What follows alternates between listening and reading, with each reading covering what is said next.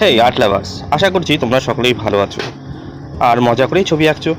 তোমরা দেখছো রাজীব স্টুডিও। আমি রাজীব। আজ তোমাদের জন্য হিউম্যান ফিগার আঁকা সিরিজের সেকেন্ড ভিডিওটি এনেছি, যেখানে দেখাবো কিভাবে বসে থাকা পজিশনে একটি মেয়েকে সহজ ও কার্যকরী পদ্ধতির মাধ্যমে খুব তাড়াতাড়ি আঁকতে পারা যায়। সিটিং পজিশনে বসে থাকা মেয়েটিকে আঁকার জন্য এই ছবিটিকে রেফারেন্স হিসেবে নিচ্ছি। বন্ধুরা, তোমরা এর আগে বা এর পরে আরও অনেক পদ্ধতির সাহায্যে মানুষকে আঁকতে শিখবে বা আঁকার পদ্ধতি সম্বন্ধে জানতে পারবে, কিন্তু আজ আমি যে পদ্ধতি তোমাদের সামনে এনেছি এই পদ্ধতি অন্য পদ্ধতিগুলোর থেকে আলাদা।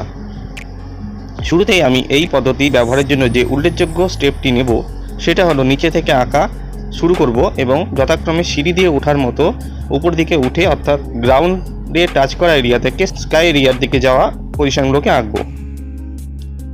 এখানে বন্ধুরা তোমাদেরকে একটি কথা বলে রাখি, তোমরা সর্বদা লম্বা বা বড় লাইন দিয়ে আঁকাগুলো শুরু করবে এবং শেষে ছোট ছোট লাইন দিয়ে ফিনিশিং দেবে।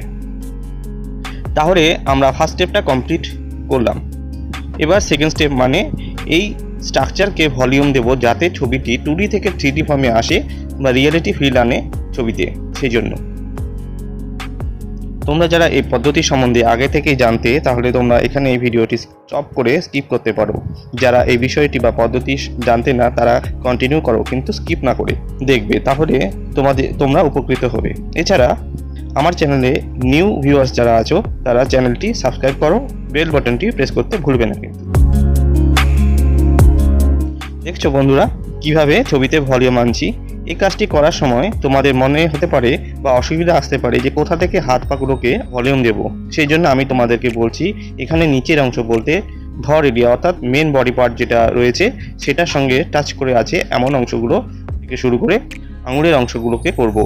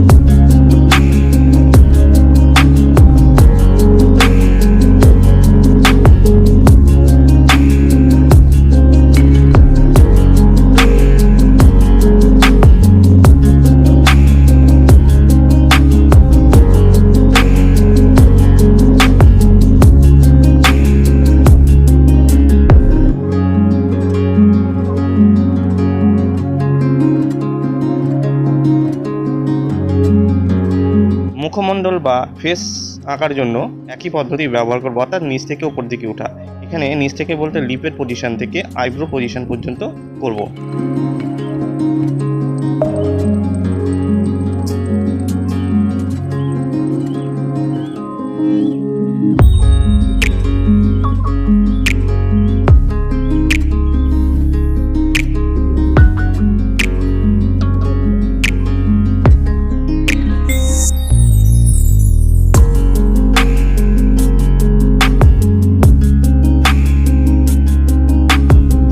দেখো বন্ধুরা, তাহলে আমাদের সেকেন্ড স্টেপটি কমপ্লিট হলো।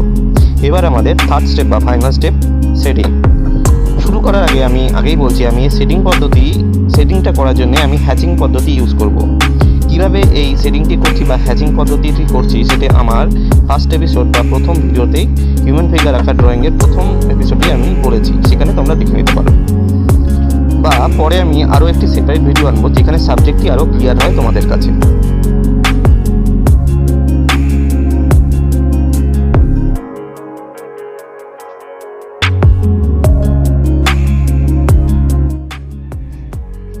সেট করার সময় তোমরা বুঝতে পারছো না কিভাবে কোথায় কেমন স্ট্রোক দিবে, এই বিষয়ে একটু তোমাদেরকে বলে দিচ্ছি, তাতে তোমাদের অনেক সুবিধা হবে সেট করার ক্ষেত্রে। তোমরা যেটা করবে, যখন যে বডি পার্টটা স্ট্রোকগুলো দেবে তখন সেই জায়গার আকার মতোই দেবে।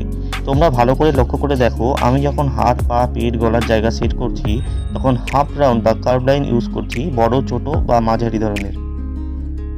একটা ব্যাপার মনে রাখতে হবে, হালকা থেকে গাঢ় টোনের সেট করতে হবে, একদম প্রথমে থেকে গাঢ় করবো না, তাতে যে অসুবিধাগুলো হবে, যেমন ধরো ছবিতে লাইটের তারতম্য তুমি আলাদা করে বোঝাতে পারবে না, পরে তো কোথায় উঁচু কোথায় নিচু এটা তুমি ছবিতে বোঝাতে পারবে না, এবং যে উদ্দেশ্যে আমরা ছবিটা আঁকছি সেটাও সম্পূর্ণ হবে না, এবং ছবি কালো এবং একটা অর্থাৎ খারাপ দেখতে লাগবে।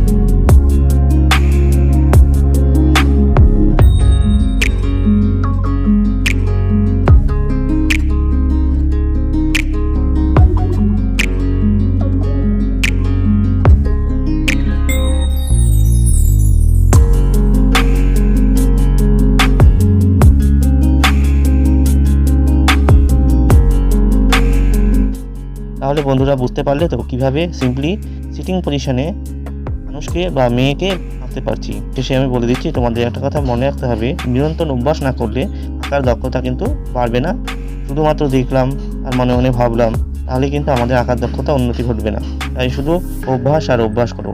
ভালো থেকো, সুস্থ থেকো, আর এই চ্যানেলের সাথে থাকবে এবং মজা করে ছবি আঁকা অভ্যাস করবে। ধন্যবাদ।